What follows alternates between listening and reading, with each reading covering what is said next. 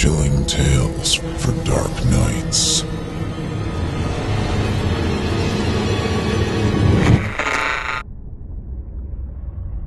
The following performance is a third-round entry in the 2017 Evil Idol voice acting competition. Voting is simple. Following the performance, simply click the thumbs up icon on this video if you'd like them to become a member of the team, or the thumbs down if you'd rather they not. Voting on this entry will conclude 1 week after the date of its posting. Good luck to all of our contestants.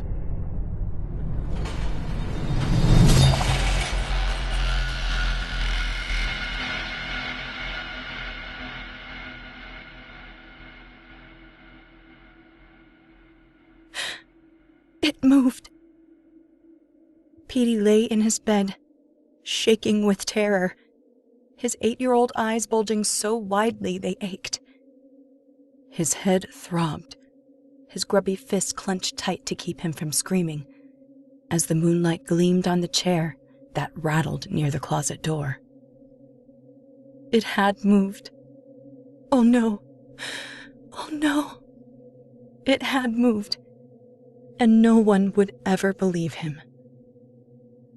All those nights his mom and dad would come in and talk to him in syrupy voices and tell him, "Why, Petey, nothing moved. Only live things can move. And your stuffed rabbit isn't alive. And that pile of laundry isn't alive.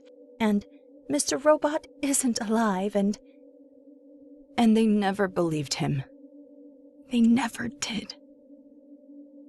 But the chair had moved. He had seen it. When he'd pretended to look away, then looked quickly back, he knew the chair had inched closer to the bed. He knew it was coming to get him, to eat him all up and spit out his bones, to fling him to the monsters and the boogeyman and the witches with rotten teeth and no eyes who lived in the closet, who stuck their heads out at midnight and laughed at him when his mom and dad were asleep, and waited until the last minute for the sleepy pat, pat, pat of slippers, the creak of the bedroom door. "Edie, are you having another nightmare, dear? Don't give yourself one of those headaches." There, it moved again. Petey wanted to scream, but his throat was so dry he couldn't make a sound, not even a hoarse gasp. It moved. He swore it. Please, please, someone. It moved. He whimpered like a wounded kitten. Only live things could move. Only things that were alive. Why didn't they ever believe him? When he whooped with white-hot fever over the dwarf in the toy chest, they just laughed. When he pleaded with them to listen about the skeleton in the mattress, they said he had an active imagination. They only believed about the headaches. Headaches were real. Maybe he needs glasses. Maybe he's allergic to pollen. Maybe. It moved again. Peter bolted upright and pressed his back against the headboard. His head was splitting. They had believed him about that. But they had never done anything. They had never helped him.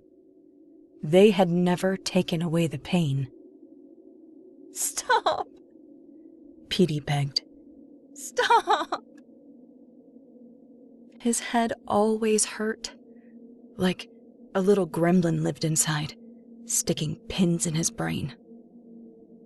And they talked about taking him to the doctor, and talked about taking him for tests, and talked and talked.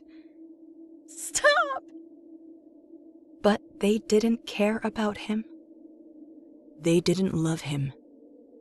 Because his mom had a boyfriend while his dad was on his battleship, and when he came back, she was going to have a baby. Him. Petey. It was still moving. And he heard them late at night, fighting. His dad, not his real dad was a boogeyman, would shout, "You should have gotten an abortion, Barb! You should have gotten rid of him!" And his mother would cry and say, "I know, Jack. I know. I'm sorry." Then last Sunday, after the kitten, his dad, the fake one, had shouted, "He's a monster! He's not human! We should send him away!" And his mother, sobbing, had replied, "Yes, Jack. I know. We will." It moved. Tears streamed down Petey's face. But only things that were alive could move. And the chair was not alive. And neither was the thing sitting in it. "I didn't mean to hurt the cat," he whispered. "Or the dog. Or Mrs. Garcia's niece." He crammed his fists in his mouth. No one knew about that. It moved again, much closer. "I didn't mean to!" he cried wildly. "Grown-ups are supposed to help little kids, and nobody—" He thought of Mrs. Martin, the school nurse. She had tried to help him. When his head hurt really badly, she would let him lie down on a canvas cot in her office while she knitted. She had a big bag full of yarn and light green needles that flashed between her fingers. She wouldn't call home unless he asked her to. She would let him lie there, not moving. And every once in a while she would smile at him and say, "Feeling better?" Sometimes he would say no just so he could stay with her. She was older than his mother, but she was pretty anyway. And she always smelled like roses. She sang to him sometimes while she knitted. In and out. In and out. "Bye, baby bunting. Daddy's gone a-hunting." Like he was just a baby. And she told him he could grow up to be whatever he wanted. "He should be locked up! Did you see what he did to that cat? My God, Barb, he's not normal!" "I know, Jack. I know." Whatever he wanted. Even President of the United States. And once he laughed and said, "Not me, Mrs. Martin." But she shrugged and asked, "Why not? You're a bright boy with your future ahead of you." "Who was that guy you cheated on me with? Who the hell was he?" The headaches. The headaches. At Halloween, she lent him a doctor's bag and a stethoscope and told him maybe he could go to medical school and become a doctor. "You're a good boy, Petey," she would say. "A fine young man." He tried to tell her about the skeleton and the dwarf and the witches. The witches, with their laughing, waiting for the pat, pat, pat of the slippers before they disappeared. But she didn't believe him either, and that hurt him, worse than the headaches. Mrs. Martin cared about him. He knew that. But she didn't believe him, and the pain never got better. Never did. And then she stopped working at the school, and he was all alone again. "Nobody helped me!" Petey screamed as loud as he could. "You should have helped me!"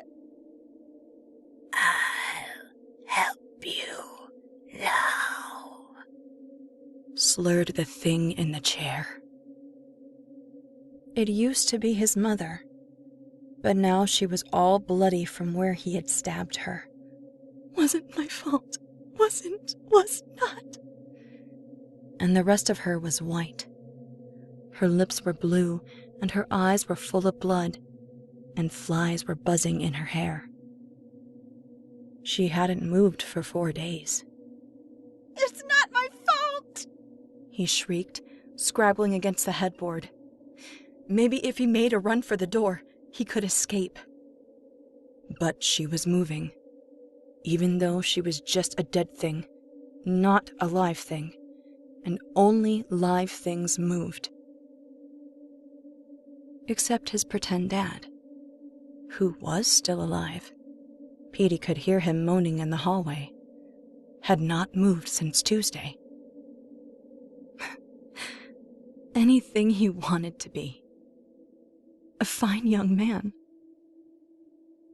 I'm coming for you, Petey. His mother whispered through broken teeth. He had punched her when she screamed, "Monster! Monster!"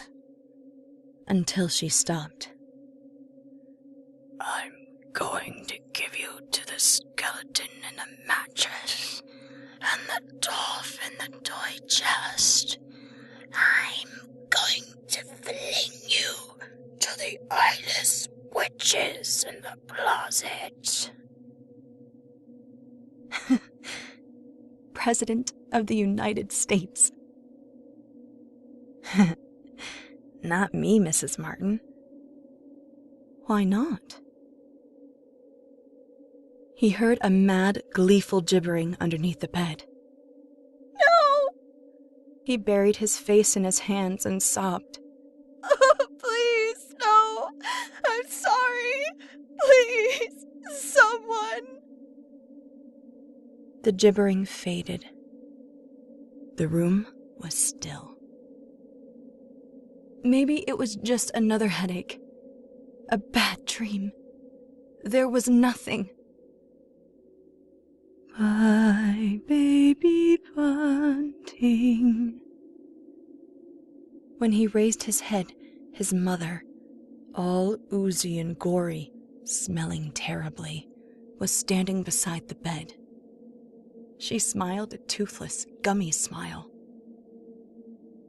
No, my headaches. And the chair skittered up next to her just as the closet door opened.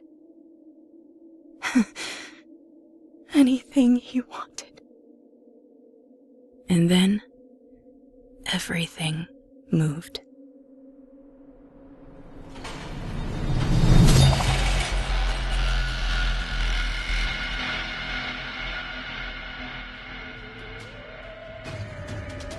Thank you for listening. If you haven't already, don't forget to cast your vote for this contestant via either a thumbs up or thumbs down vote, and help decide who becomes the next evil idol. In the meantime, turn off the lights and turn on the dark.